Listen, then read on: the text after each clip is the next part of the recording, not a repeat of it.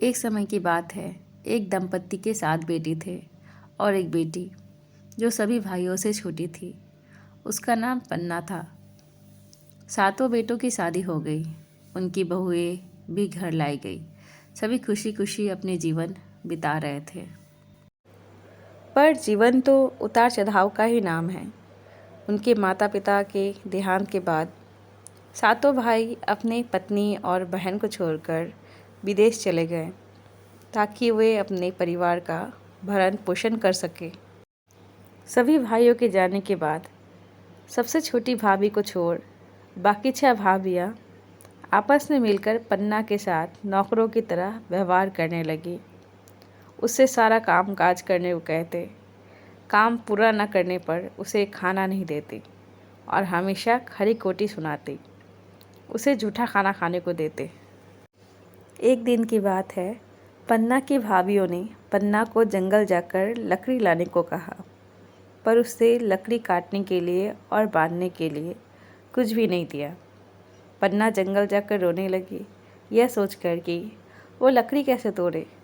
यदि खाली हाथ घर गई तो भाभी उसका खाना पीना सब बंद कर देगी।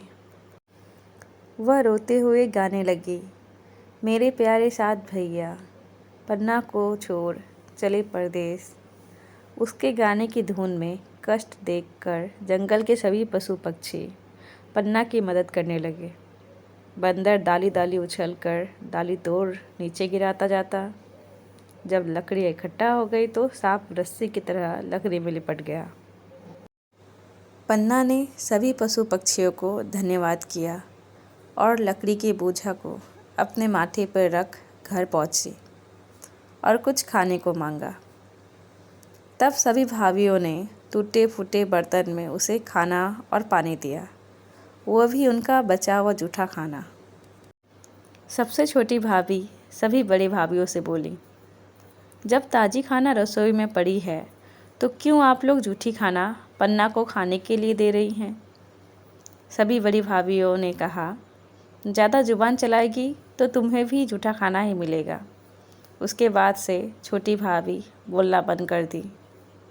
उसके अगले दिन पन्ना को भाभियों ने कहा, जाओ इस टोकरी की गेहूं से सारे कंकर को अलग कर इसे पीस लाओ, लेकिन ध्यान रहे इसमें एक भी कंकर नहीं पीसना चाहिए। भाभियों ने उसे ना ही ओखल दिया और ना ही चक्की दी जिसकी सहायता से वह गेहूं पीस सके। वह बोली, बिना चक्की और ओखल के गेहूं कैसे पीस पाऊंगी। वह रोते हुए गेहूं से कंकड़ चुनने लगी और गाने लगी, मेरे प्यारे 7 भैया पन्ना को छोड़ चले परदेस। तभी पक्षियों का एक झुंड उसकी तरफ आया और उन्होंने सारे कंकड़ पत्थर को गेहूं से अलग कर दिया। अब बारी थी गेहूं को पीसकर आटा बनाने की।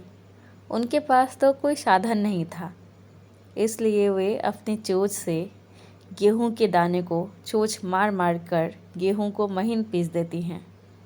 गेहूं से आटा बन गया तो पन्ना ने भाभियों को दे दिया। वे लोग देखते ही रह गए। भाभियाँ सोचती रहती थी कि इसे हम रोज़ मुश्किल काम करने को कहते हैं ताकि ये घर छोड़कर चली जाए, पर ये तो सभी काम कर लेती है। अगले दिन पन्ना को भाभियों ने कहा, जाओ इस काले कंबल को धोकर सफ़ेद कर ले आओ। जब तक कंबल सफ़ेद नहीं हो जाता घर नहीं आना। पन्ना नदी में जाकर कंबल धोने लगी और कहने लगी, भला काला कंबल धोने से कभी सफ़ेद होता है। वह लगातार कंबल धोती रही और रोते हुए गाती, मेरे प्यारे 7 भैया पन्ना को छोड़ चले परदेस। उसी समय उनके सारे भैया वापस घर लौट रहे थे। शाम हो चुकी थी। उन्हें नदी किनारे एक लड़की कपड़ा धोते दिखी जो वही गाना गा रही थी, मेरे प्यारे 7 भैया पन्ना को छोड़ चले परदेस। जिसे सुनकर बड़ा भैया बोला, हो ना हो ये हमारी बहन पन्ना ही है, पर ये अभी कपड़े क्यों धो रही है। सारे भैया उसके पास गए। वास्तव में यह पन्ना ही थी। भैया ने उससे पूछा, यहाँ क्या कर रही हो। पन्ना उनको गले लगाकर रोने लगी और कहने लगी, भाभी ने मुझे कहा है कि इस काले कंबल को धोकर सफ़ेद कर ले आऊं। जब तक सफ़ेद नहीं हो जाता वापस नहीं आना।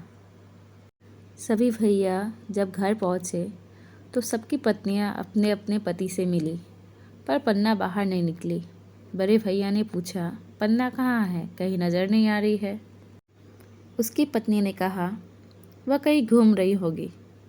तभी पन्ना बाहर निकली। सभी भाभियाँ डर गई कि पन्ना कहीं सारी बातें अपने सभी भैया से न बता दे। तभी सभी भैया ने अपने पत्नी से कहा, ये लो काला कंबल, इसे धोकर ले आओ और जब तक सफ़ेद नहीं हो जाता तब तक वापस नहीं आना। सभी भाभियाँ बोली, भला काली कंबल कभी सफ़ेद होगी क्या?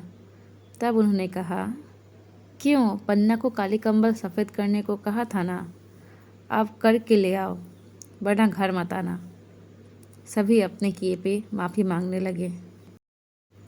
छोटी भाभी बोली, पन्ना मुझे माफ़ कर दो, मैं तुम्हारे लिए कुछ नहीं कर पाई। मैं बहुत ही स्वार्थी हो गई थी, शायद मैं डर गई कहीं मेरी हालत भी तुम्हारी तरह न हो जाए। सभी बड़ी भाभियाँ भी माफ़ी मांगने लगी। पन्ना ने कहा, उनको माफ़ कर दीजिए भैया। पन्ना के कहने पर सभी भैया अपनी अपनी पत्नियों को माफ़ कर देते हैं। उसके बाद से वे बड़े ही प्यार से रहने लगे।